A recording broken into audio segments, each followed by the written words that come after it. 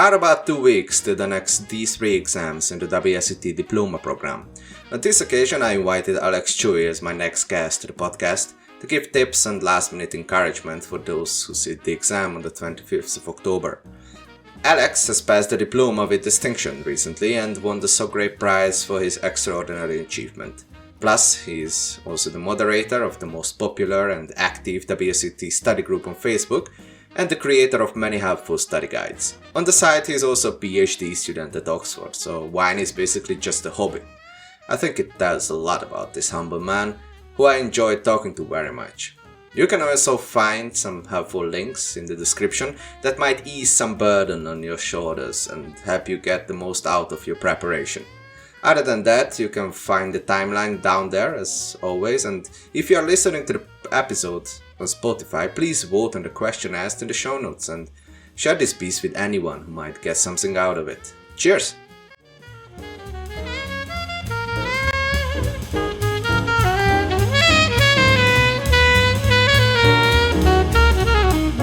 Alex Tsui, thanks for taking the time. I think we have some delay in terms of time because you are sitting in California and I am sitting in the dark Tyrol already, but thanks for taking the time. Welcome to the show. Yeah, thanks for this opportunity of hosting me. I'm seeing all the guests you have interviewed before, and I'm definitely feel a little bit unqualified to be sitting here and discussing the diploma exam with you. Oh, don't dare to say that. I am happy to have you. But maybe as a kind of reference point, what this podcast is going to be about, I'm basically 3 weeks away from my D3 exam. And I'm not alone probably in the world. There are a couple of thousand people already waiting for this exam or afraid of this exam. But you passed it with distinction. And not only this exam, but also I think the whole diploma, right? So can you talk a little bit about your experiences during the diploma and also about maybe passing it with distinction? I guess it wasn't an accident. Yeah, absolutely. Sure. I'd like to share my experience. So I started my diploma back in 2021, and I finished my last exam of D3 just last year in October. So I took sort of the minimum time of 1.5 years into diploma. And before doing this, I actually, there was a time that I doubt myself whether I would do the diploma, because for listeners who are, who have not known me, I'm not in the wine industry. I'm currently doing a PhD in San Diego in California. So this is sort of my side hobby. So, but then I ended up finding, doing the diploma to be quite gratifying experience. And that was sort of also my continuation from the blind tasting club that I was involved in before I moved to the US.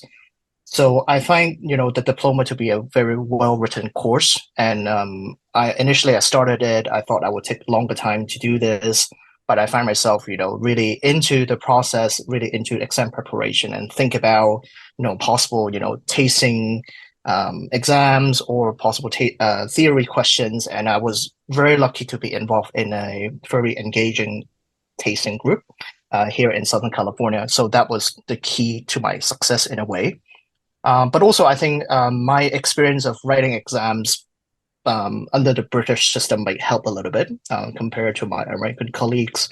So, 10 years ago, I was doing A-levels, the British A-levels in Hong Kong. So I was very used to reading examiner's report, sort of like maybe have an educated guess about what kind of question will come up in the next exam. I use and apply that sort of techniques in dealing with the diploma exams. So I would say, part of my success would be about exam techniques, but part of it is really hard work and doing a lot of diligent tasting and practicing writing essays, because, this is completely different from level 3, where there's no questions that are multiple choice questions. So everything you are presenting has to be in a coherent words and try to be as academic as possible. You do a lot of help for those who are just sitting in their room and being afraid of the exam. So you do a lot of document and maybe give a lot of tips to people in different groups or in different platforms. So why do you do that? Actually, I'm really curious about your motivation. I guess, I guess for context for listeners who might not be aware, I'm currently managing a almost like 4,000 strong Facebook group that is called the WSET Diploma in Worldwide Study Group. And that was not a group that I created. I basically joined this group maybe 1.5 years ago, and the group started to basically not being managed very well because there was not an active moderator. So there started to be spam and irrelevant posts. So I sort of just volunteer myself to managing this group, keeping the conversation that is relating to diplomas as much as possible. So at the time, I felt like because I was in the diploma process, so I'm very engaged in having conversation with candidates around the world about our experience with the diploma, tips to tasting, and all that. And I was able to find myself connecting with really a lot of like-minded people who are like in the process and who are able to share their resources or take turn to give each other presentations. So everybody is actually sacrificing a lot of time into helping one another. So even when I'm finished with my diploma, because during the preparation process, I prepare like documents such as all the past questions arranged by countries, regions, for example. And there are lots of people who actually still get in touch with me about, via private messages about, what do I think about this topic, or here's an essay that I wrote, can you comment on it, that kind of thing. So, my disclaimer is that I don't earn any money from doing this, but I just felt like the help that I received from others during my diploma preparation process was, super useful, and I like to pay it forward. And I like, instead of just replying to a person individually about, one particular topic, I thought, I could take an opportunity to write a post, and that could benefit, thousands of people who may be in the same process. And I think maybe a more, less altruistic version that I'm able to take away is that now I'm able to connect with, sommeliers or people who work in the wine industry all over the world. So, I like traveling. So, if I travel to next time to Tiro for some reason, I may have somebody to host me. So there's some of the benefits I get out of it. Well, thank you in the name of all of WSET diploma students, I think, for the work you put in. I would like to first begin with the most challenging aspects of this D3, because it's undoubtedly the most difficult part of this education program. So in my experience, even though I've worked daily with wines and with different regions and with different wines, basically this is not only my work but also my hobby, I still find it challenging to wrap my head around the sheer amount of knowledge what you have to memorize and put into your mind, because it's not really common, even as a sommelier, that you have to memorize 600 pages. So the most what I got out of your help, and also not only from you but also from others, to put frameworks around these kind of buckets of knowledge what we have to learn. So how would you maybe approach it as a beginner, the D3 study material? Yeah, so I think definitely compared to the other units where, like, for also listeners who are not in diploma, we have the wine production, wine business, and then there are smaller units on sparkling and fortified. And for those units, I would say the best approach is to like really chew up the whole book and try to remember as much details as possible. But for D3, it's a completely different exercise. As Mate has mentioned, we have 600 pages of really, extensive materials. So I guess my approach to this is that, like, the first time you read through the book, just read it as a story. Don't bother about like taking notes down or memorizing all the intricate details about how many hectoliters per hectare yield, that kind of information, because there's no way I can remember those like really specific numbers by first reading it, especially if I'm not familiar with those regions. And I think from exam preparation point of view, for certain regions and places, I think WSET has taken an approach into asking experts to write a certain chapter for them. But there are certain materials that I feel like is less examinable to be. I wish I can sort of outline this in better words. But an example that I can give is, for example, in the Australian chapter, there were a lot of information about lesser known regions, and the whole chapter is organized by basically the geographical division from the super zones to like sub-regions within Australia. And I would say that is not the most intuitive way of understanding Australia. I would argue that understanding Australia is more about understanding where the international varieties are grown.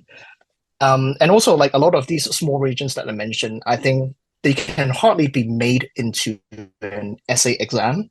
So when I'm reading through this, I feel like, okay, these are something that is good to know, but perhaps for the purpose of preparing for the exam, I would triage those kinds of information. And then moving on to something that is like maybe a classical region. So I think a lot of people who are in the industry definitely know on the top of their head, like Bordeaux, Burgundy, much more in detail than what is presented in the diploma book. And I think, that basically shows the point that the diploma is not about understanding like who are the 5 first growth in Bordeaux are, what are their characteristics, but it's more about understanding the region as a whole. The diploma is more about generalization rather than specific information. Although the caveat that is, of course, if you can supplement your arguments with specific examples, that could elevate your points in the eyes of the examiners. So when I'm facing with an area or a region that I'm not particularly familiar with in the first place, like I would jot down some notes, but then the first thing I would do is I would imagine now I'm writing an essay question for this chapter.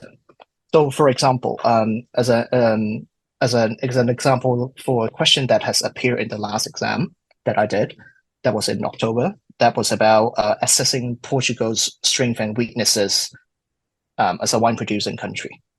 So, admittedly, I don't have a lot of detailed information about Portugal except Vino Verde and maybe a little bit about Douro, maybe about port wines.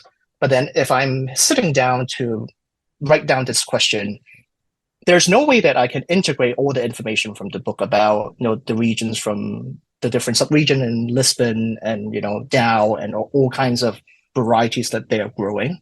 So I basically am thinking about if I have 40 minutes to write such an essay with an open book condition, what kind of information will I be choosing from the book to construct this essay? And I think doing this exercise really helped myself to distill down those kind of information that I would be able to remember, those kind of information that I feel it is important to be presented in order to give an overview about the topic, and just like discard some information that I don't feel like it's necessary. So I guess my very short answer to this is that by practicing writing exam-style essays as much as possible, it will help you to distill down information that may be considered a little bit, extra from the textbook. And it is in this way, by practicing writing maybe tens of essays, that I'll be able to get a sense by reading the diploma text that which ones are the information that I will try to remember.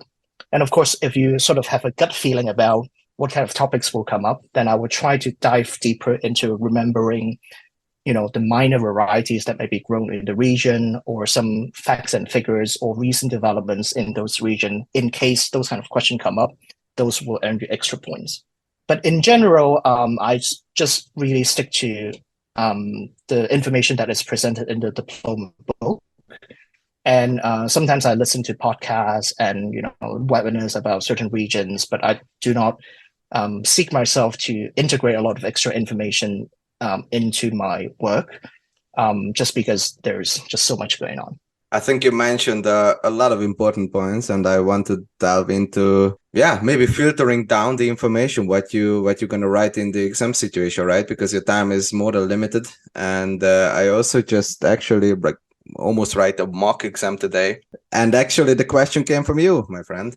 So I because you already posted some possible questions in the Facebook group, and I completely went off the rails with your recent Bordeaux conscience, where you asked to comment on why the Bordeaux wines are inherently better as blend.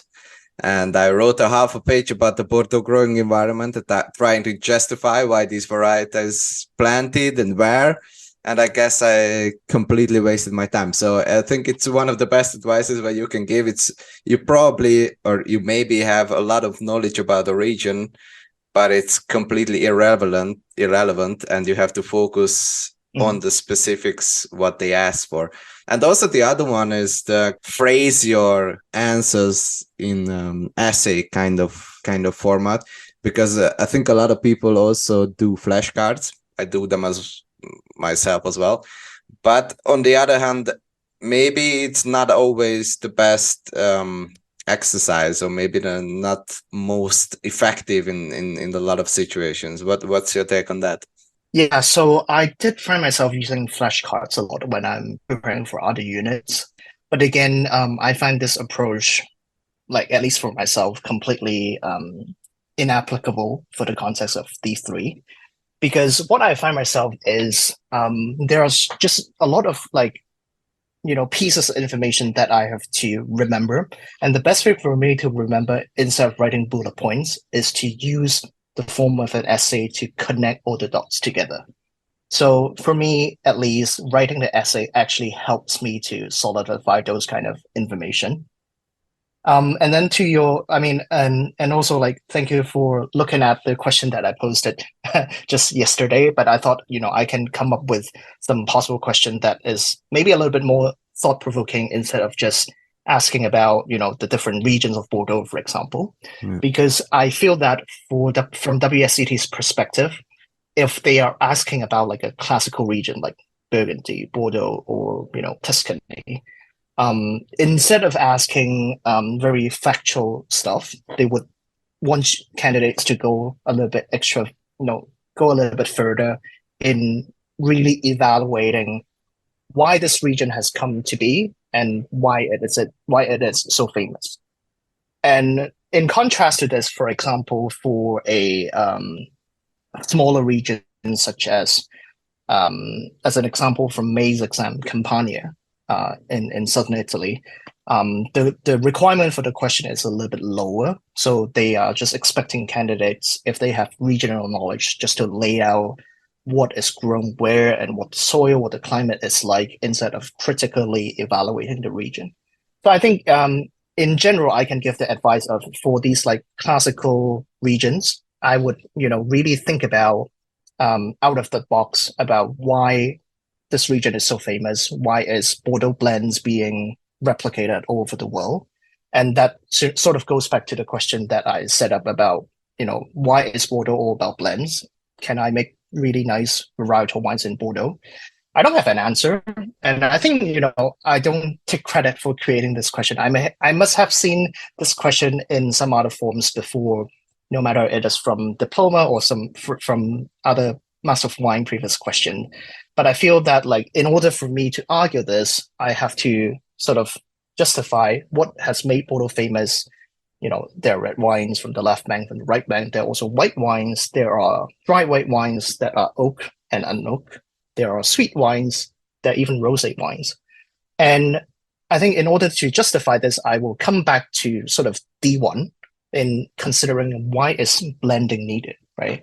Because you can argue this being a complement of the characters of the grape varieties. You can comment on this by saying that it is sort of like an insurance policy in case the weather is not good, so they can adjust the Cabernet versus Merlot percentage. Or you can say that because in many Bordeaux houses there are different, like there are the first wines, second wines, third wine they're produced. So it is a way for them to select the best grapes for the most expensive product. So I think there are multiple ways of asking it. And for these kind of like critical evaluation question, I never really limit my framework into thinking about naming AOCs. So I really think about reasons why this is what it is, and then I use the AOC, and then maybe if I have that product knowledge, using specific wines to justify why this is. And I'm sure there may be, wines that are in Bordeaux that are varietal wines. I could not name any of them, but if somebody can make it of them to name one of them to make a counterpoint, that would make a very good essay. And then I think in general, I think for questions that going back into, let's say, naming about strengths and weaknesses, a lot of people get in touch with me asking whether I have a particular framework about writing these kind of questions. And I say I don't, because sometimes I feel that when writing the strengths and weaknesses for a particular region or country, sometimes I feel more natural to present strengths and weaknesses as a pair. Sometimes I am more inclined to presenting all the strengths and then come to the weaknesses. So that feeds on to the point that essay planning is really useful. So I've always given this recommendation about that you really have to know within a time span of 40 minutes how many words you can write. So my general recommendation is that 750 words is usually the minimum that I would go for. For my personal experience, I would expect about 900 words if I'm reasonably familiar with this topic. So if there's like a strengths and weaknesses question presented to me right now, then I have, in my mind, I would maybe spend 100 words or so, like as a general introduction or maybe conclusion paragraph. Although I don't think that is needed for a complete essay to have an introduction and conclusion for exam purposes. But I just do it to give a context to make the essay more readable to the examiners. And then for the rest of the 800 words, then I may think about, can I come up with 4 strengths and 4 weaknesses? And then each of them, I spend about 100 words on it. And I know that actually 100 words correspond to, maybe 8 lines based on my font size.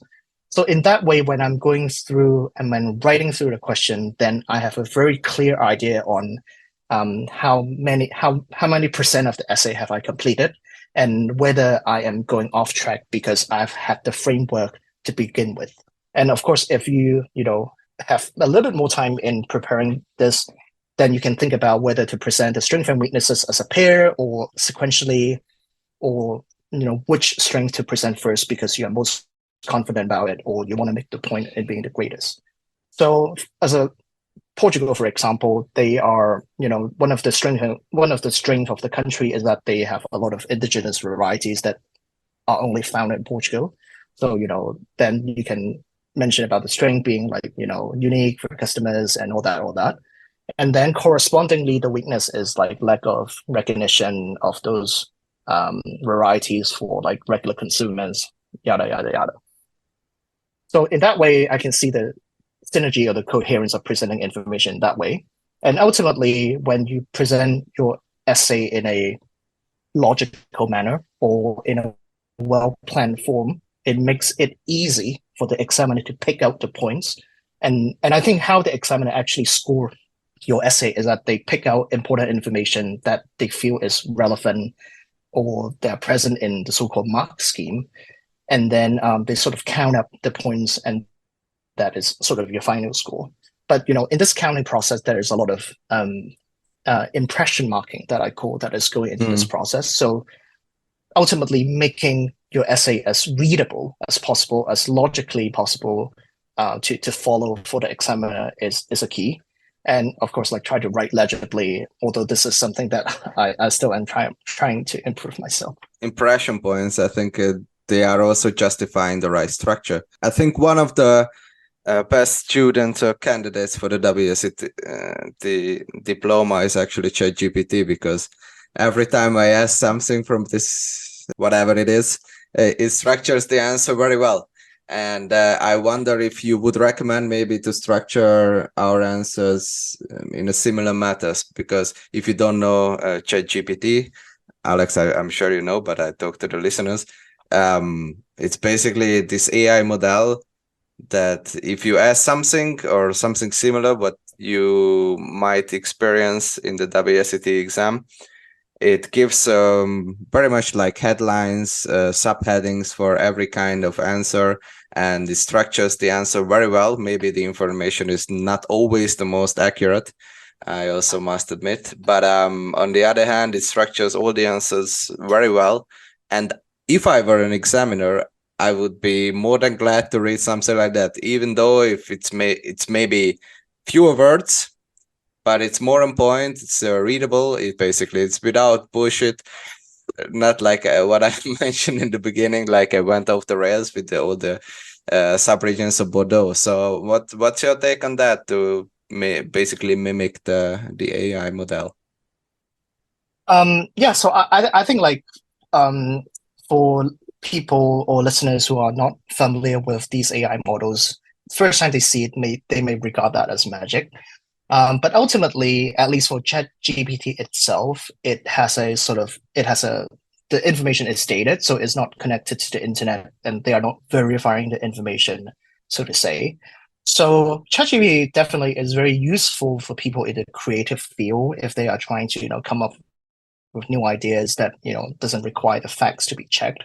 But I do agree on that if you're planning an essay, if you don't know how to structure it, or, in cases like even for myself, English is not my first language. So if I'm, not very used to planning an essay, using ChatGPT as a first start to sort of see how the AI model will structure this for you may be a good starting point.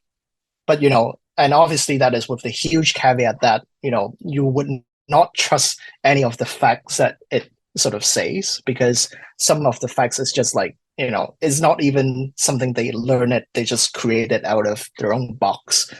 But, using this as a tool to, go from 0 to 1 instead of like from, to the point of like 100%.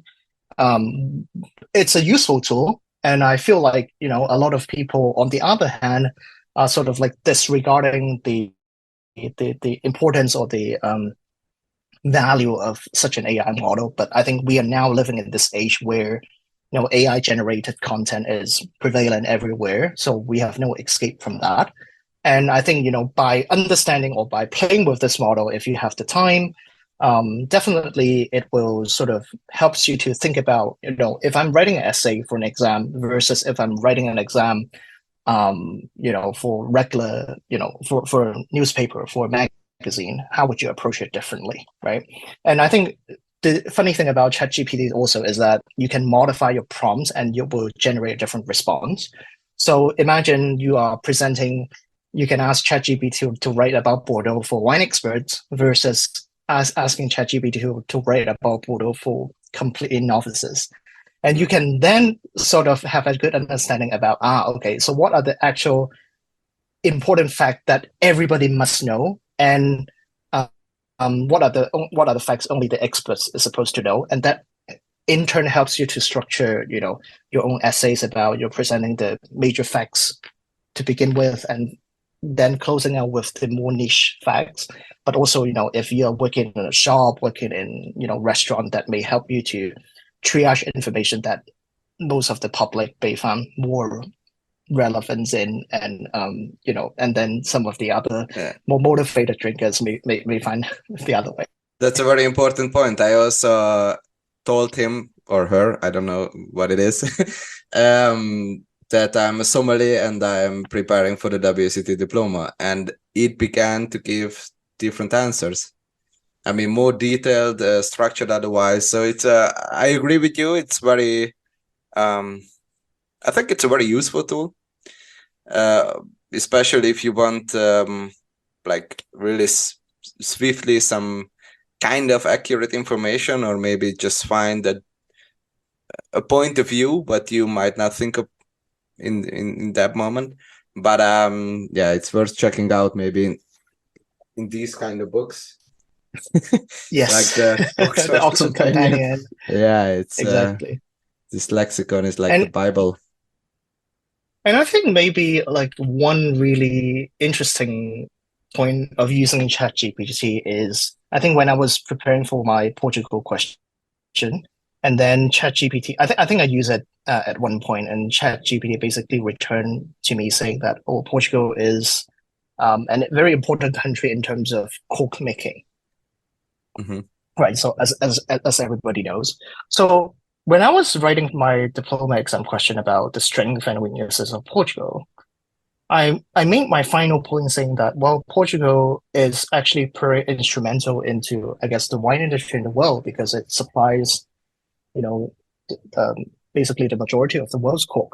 Now, this Mm, is a point that actually I did not think of before, and probably is not mentioned in the book. I don't know if that is relevant, in fact, in mm. the examiner's point of view, but that was something extra that ChatGPT was initially able to provide to me, and that sort of sparked the idea for me to actually make it as a point, Yeah. or maybe if you can decide the other way, thinking that is totally irrelevant. But what other materials would you recommend, or would you actually recommend other materials, or you would just only stick to this textbook what you were given?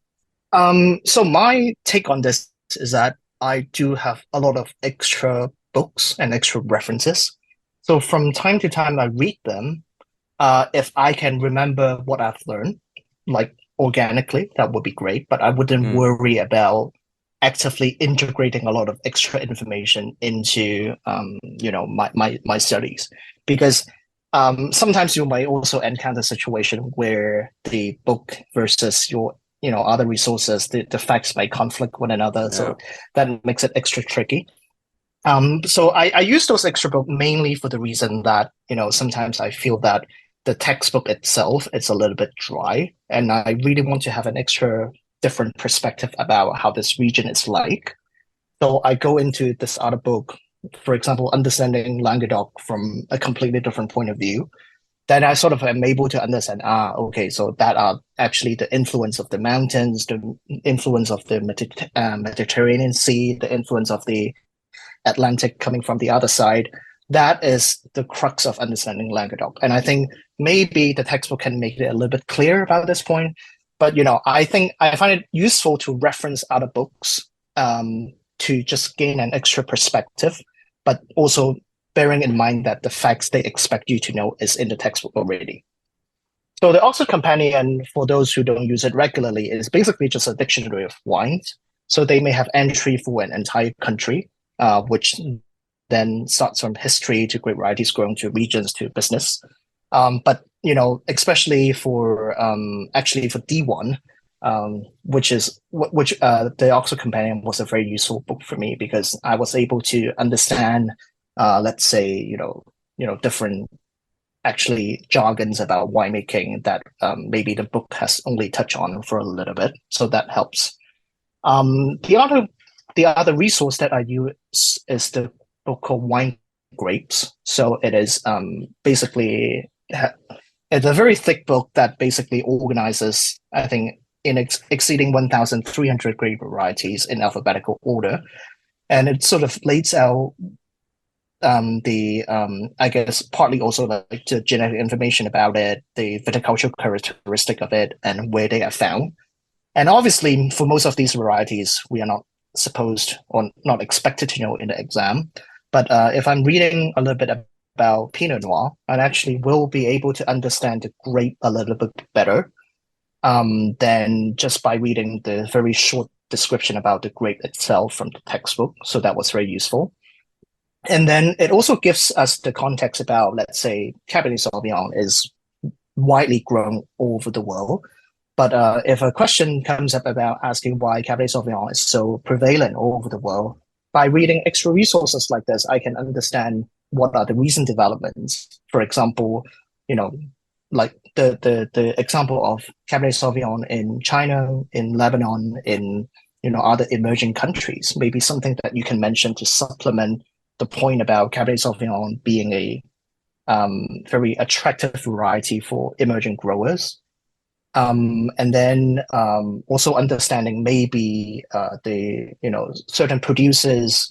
I think the book Wine Grapes also mentions some iconic producers who pioneered this variety in this certain region. So it really gives me a lot of extra but relevant context.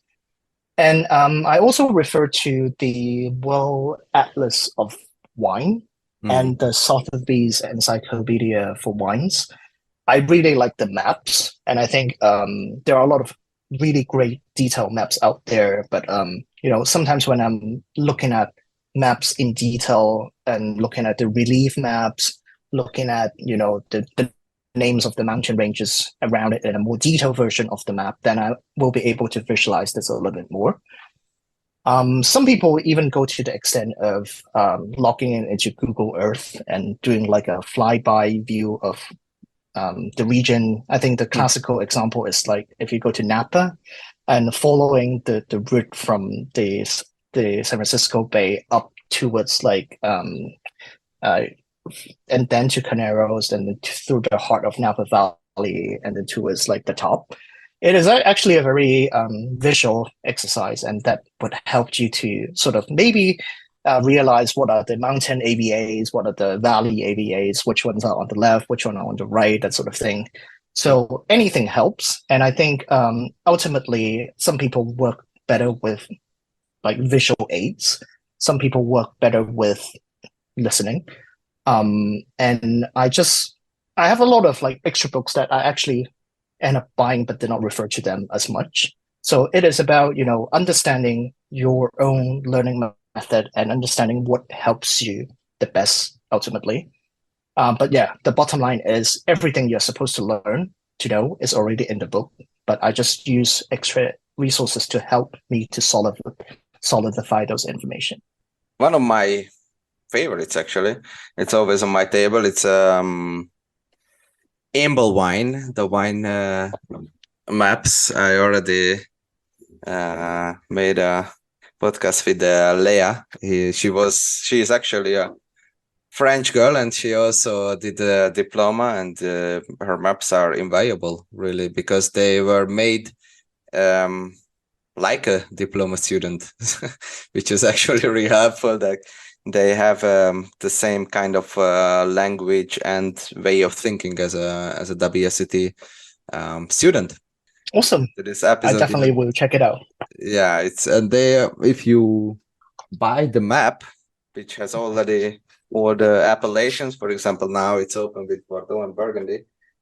It's also very colorful, and all the appellations with the different colors, what kind of wines they produce. And you can have practice maps, which I found really, really helpful. So basically they are blind maps, and you can practice visualizing the location of certain subregions. So I personally, I found it really, really helpful, because I think just to put certain subregions onto the map and just visualizing the natural environment or the growing environment, as you mentioned, like in Napa Valley, I think it's almost as valuable as traveling to the region, because now I'm living in Tyrol. I've spent quite a lot of time in Südtirol, so in South Tyrol, Alto Adige, and this kind of region. So I'm sure I could write a 10-page essay in just a couple of hours without thinking, but because I've spent quite a lot of time there and talked to producers. But if you already mentioned Napa Valley, I have no clue.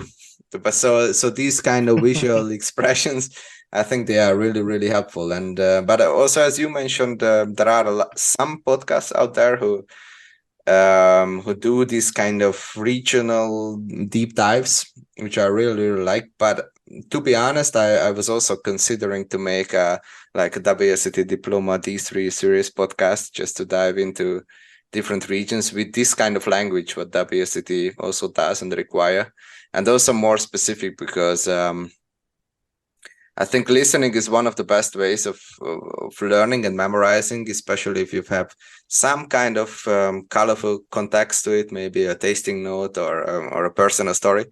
But yeah, I found all these tools, but I really agree with you. With also Hugh Johnson and Jancis Robertson, the World Atlas of Wine, I think it's also invaluable. Especially now, I have to think of because I'm actually drinking a Marlboro wine, Marlboro Sauvignon Blanc, and I have to think of this map, how they kind of visualized Marlboro with this avatar, and the Southern Valley is also carved out in the maps, and then you're gonna understand how the region looks like, right? So I found these also invaluable, but I want to dive into some of the maybe more hands down, very very practical frameworks what you could apply maybe to the exam if you're down to it, because I have some mock questions with some sample frameworks what I drew up. So, for example, if someone's asking about the growing environment, I would use these three clusters as topography, climate, and soil, because I think this is basically terroir. And topography meaning where, altitude, so where on the map, altitude, and other major geographic impact sources. So maybe, I don't know, the Mistral wind or the Atlantic Ocean. And the second was the climate, so basically rainfall, sunshine, and possible hazards. So if you have hail or heavy rain or other than that. And the third was soil, so basically rock types and their textures. And then the subsequent drainage and how they contribute to ripening, vigor, and yield. Would you consider that as acceptable, or how would you maybe add to that?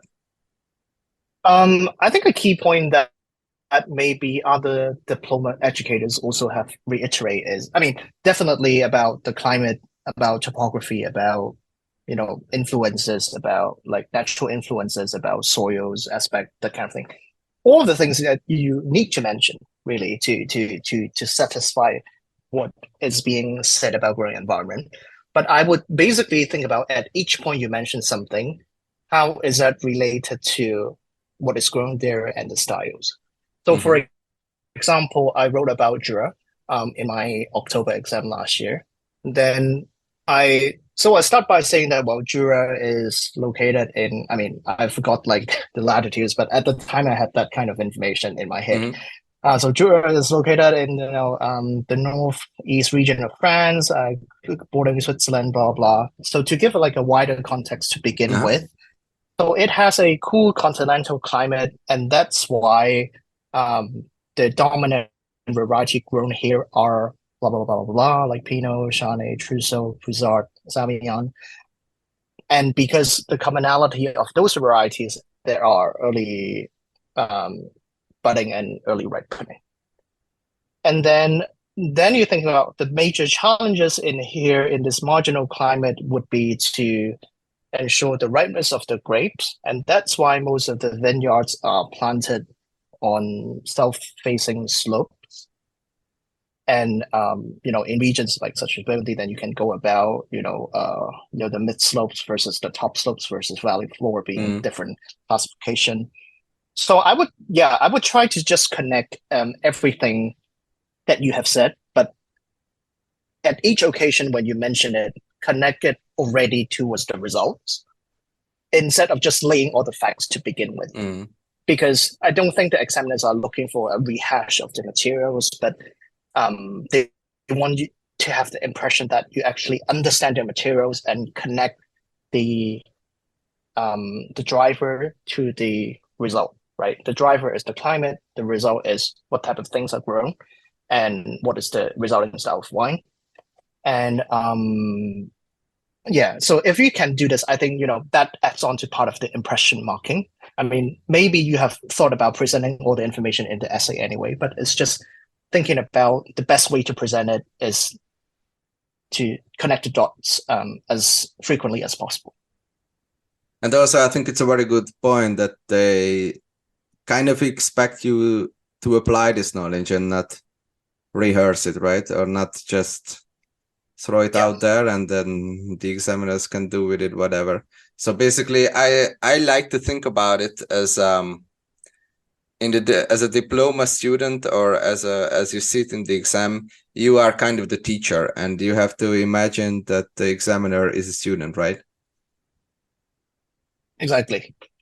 You're trying to explain and Yeah, assume they know nothing about the region.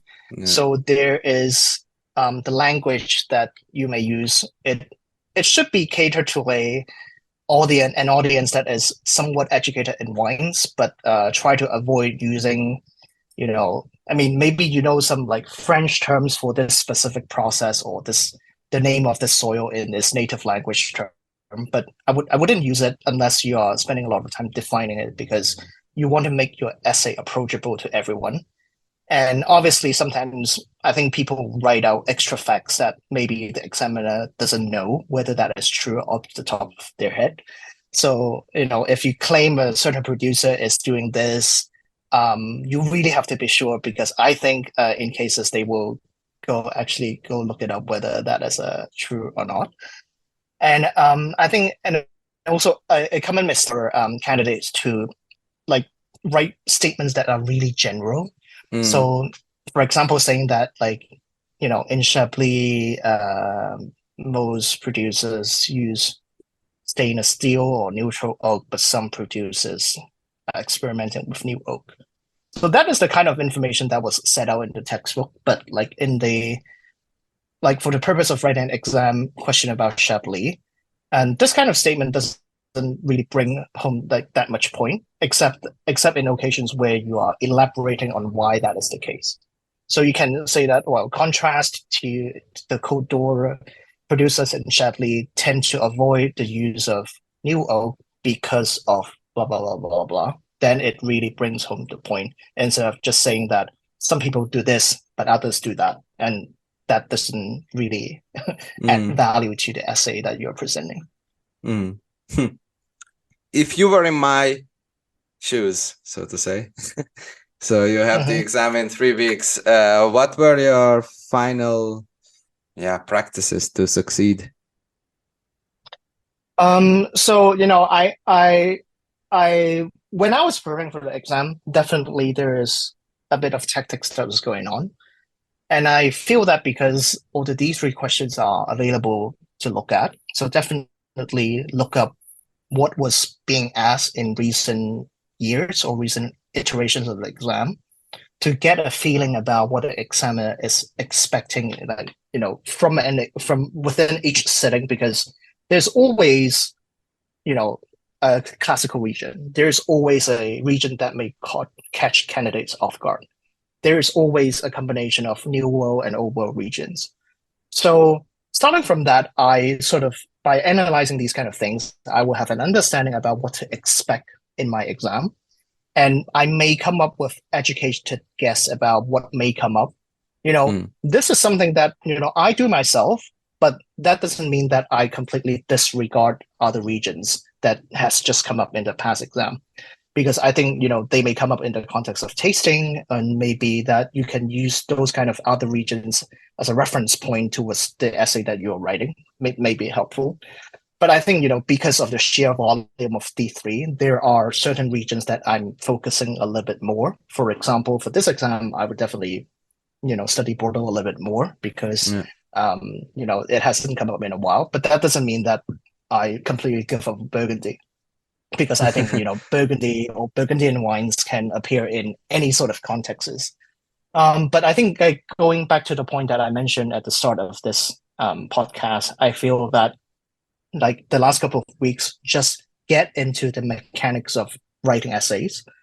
So I know I don't write well in terms of my hands get tired really easily, but I would love to be, really thinking about, if I see this essay in my exam, how would I structure it? So based on the document that I've prepared about all the questions in the past, dating back to 2004, sometimes I read the question and sort of construct a framework in my head, and then leave it as it is. And then I may then try to construct some sort of new types of question for myself to practice.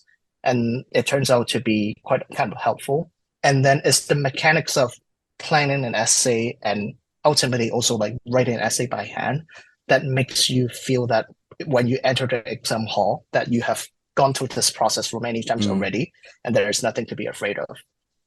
And also, there's the technical part of like, you know, don't put all your eggs in one basket because, you know, from looking at past exam, there are always like 2/3 of the question that are focused on the old world. So definitely there are something about the new world you have to study.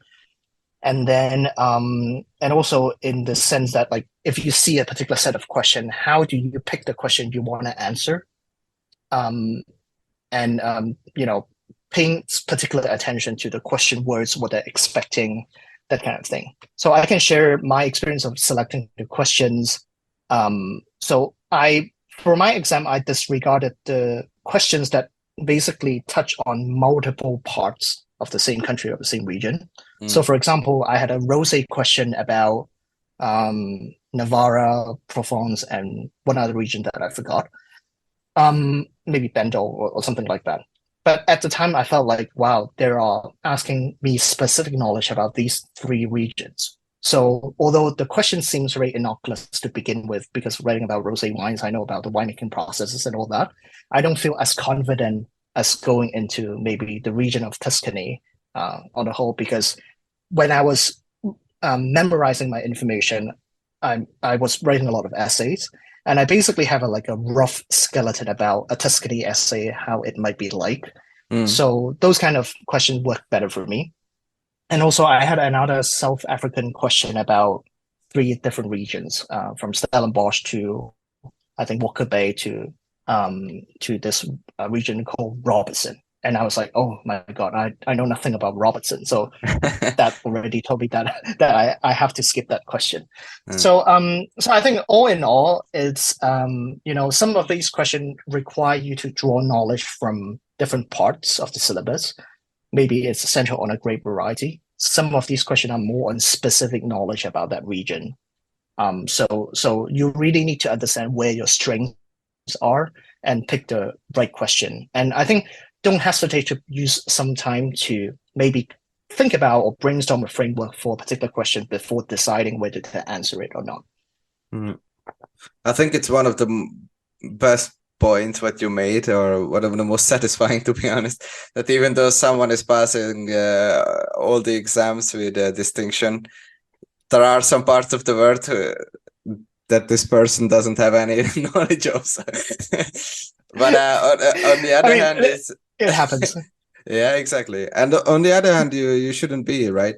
Like, it's one of the best points about ChatGPT that nowadays in 2023, basically all the information what you need, it's on your fingertips. So this red line, what Willy Balanyuk, it's one of my dear teachers at the Wine Academy in Rus, because I studied at Rus. And he mentioned you have to find your red line, basically, right? So to understand the region, why it takes, why is it, why a Grand Cru Burgundy costs 600 euros and why a Beaujolais never 10. So you have to find also these kind of relations and just link to that amount of information what you were succeeding to squeeze into your head, right? And frame it or sell it, basically, like you know a lot. But exactly. Maybe you wrote me that you don't want to go into specific tips or other than Porto, because you already mentioned it, but you wrote me that you don't really want to give specific tips what might come up. But would you maybe just hint some general thoughts what you have on the next exam and what it might contain? Yeah, so I think like instead of, so I mean, the reason why I don't want to give specific points is that, well, I guess like I hate people coming back to me saying that, well, you told me to skip this, but then this region definitely came up. But you know, I can outline my thought process. So for example, when you're looking at past exam, you see that, you know, there's always this combination of major regions and minor regions all over New World, right? So Bordeaux and Burgundy definitely comes up every time in various contexts. So it may be a region-specific question on Burgundy, but it may be a Chardonnay question that touches on both like California and Burgundy.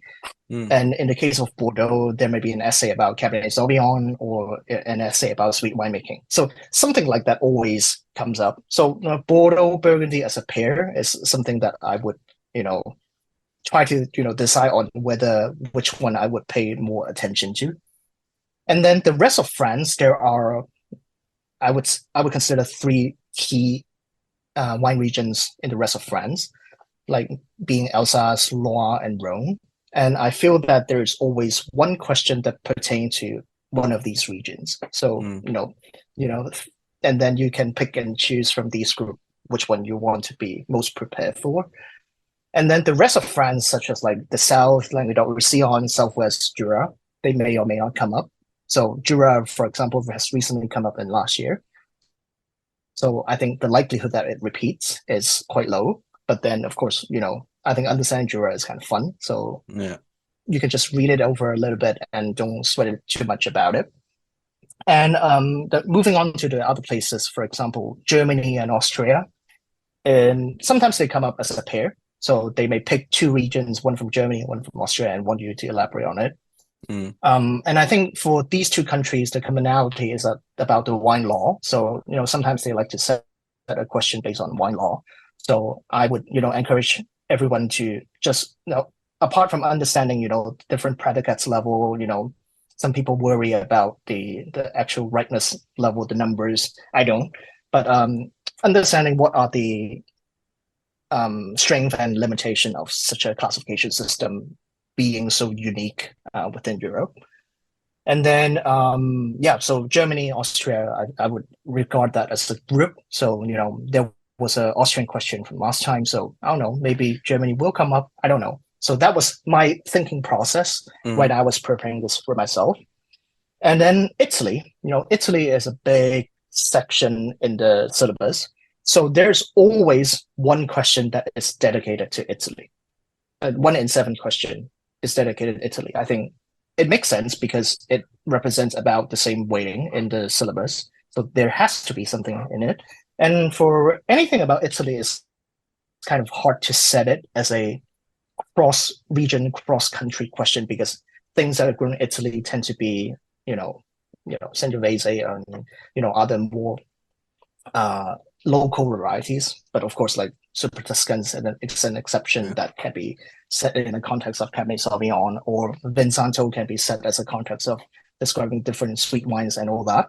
But I feel like, so the examiners, I feel like they like to visit different parts of Italy in each exam. So, last time we had visited the south in Campania. I think Campania can safely be, less of your concern, but, they may stay in the south. They may move to the north. So that is really up to you to decide, like, the likelihood.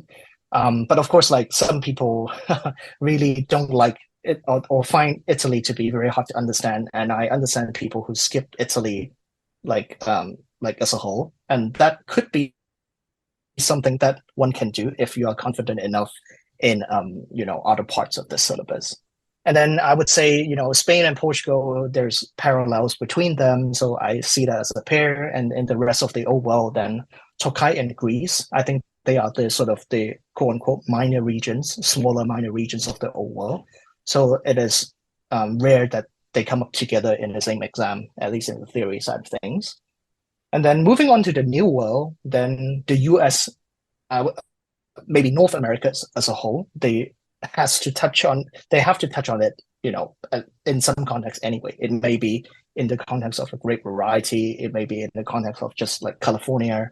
So I would analyze maybe what has come up recently or what has not been featured yet. So that may be something that is useful. So for example, I was banging on Canada to come up, and indeed Canada did come up in our exam, although like in a very different context than I was expecting. So I was expecting an essay about the general different growing regions in Canada, more like an overview about a country, but it turns out it was a question that focuses on the Niagara Peninsula specifically.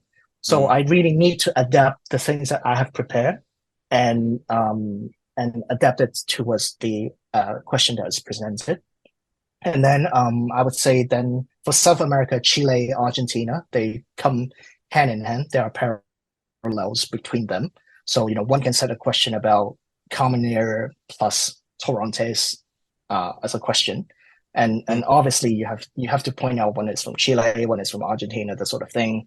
But also like compare and contrast the growing environment, the geographical influences, etc., etc. And then finally, like South Africa, Australia, New Zealand, they are like the things in the south.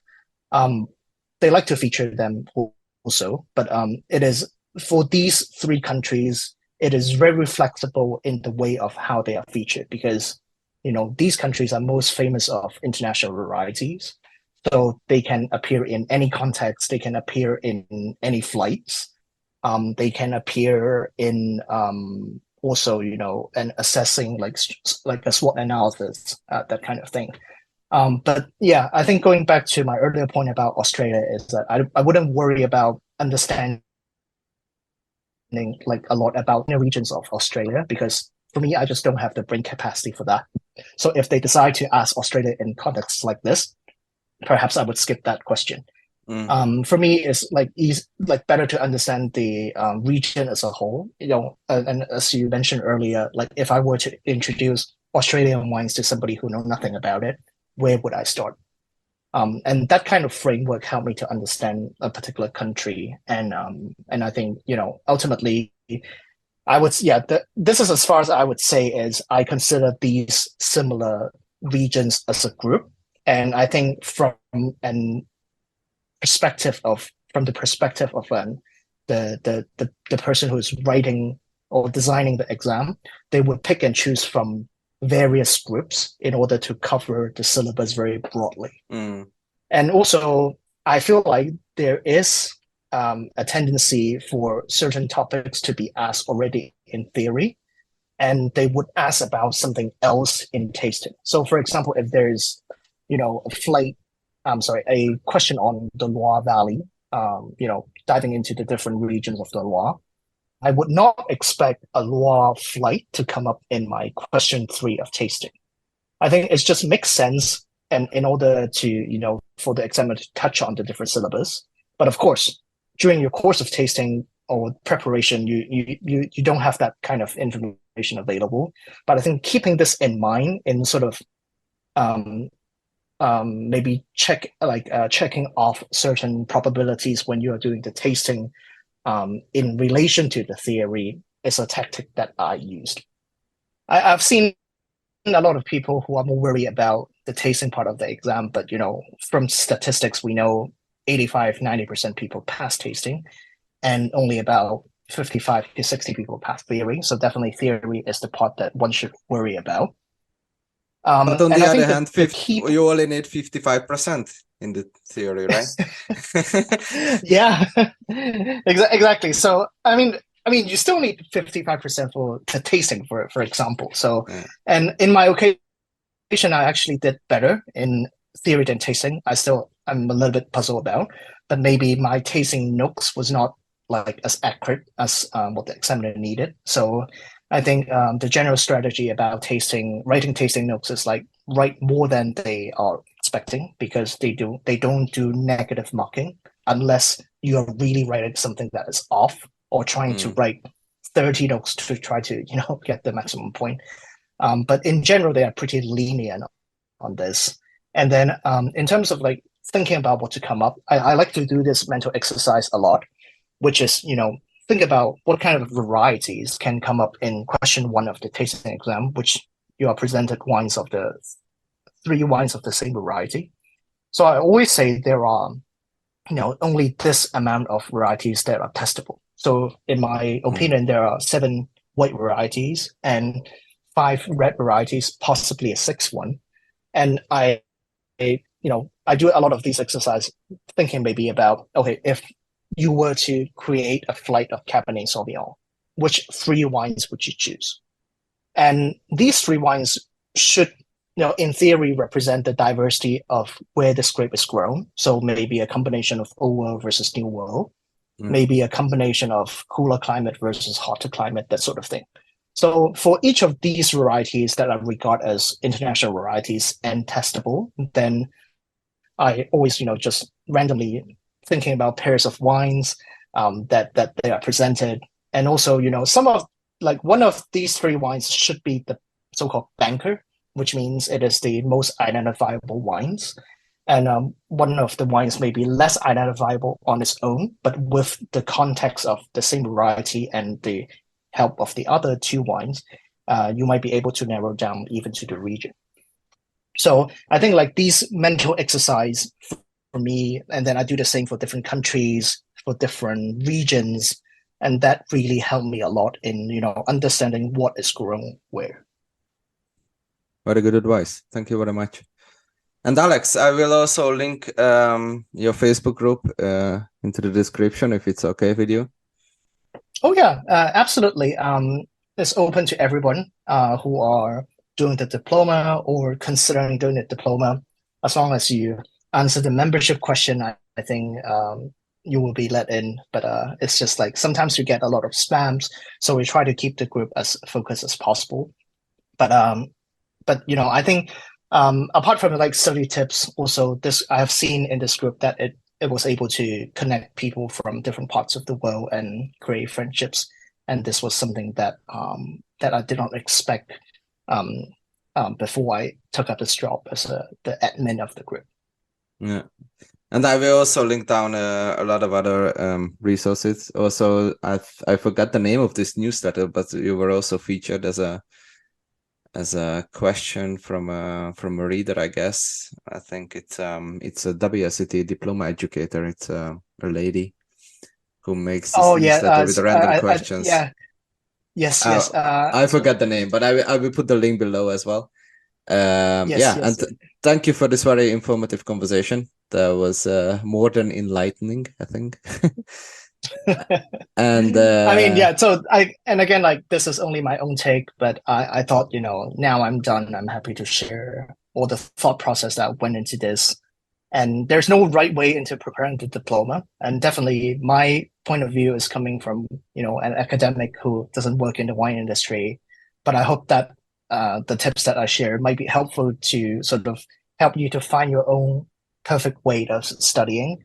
And I wish, listeners who are preparing for the October exam the best of luck. And it will be over soon. Thanks. And I hope to taste some wine with you. I mean, personally as well. I drank some Sauvignon Blanc now, but yes. I hope to do something with you if you are in Europe again. So please, definitely, let me know. Definitely, I will.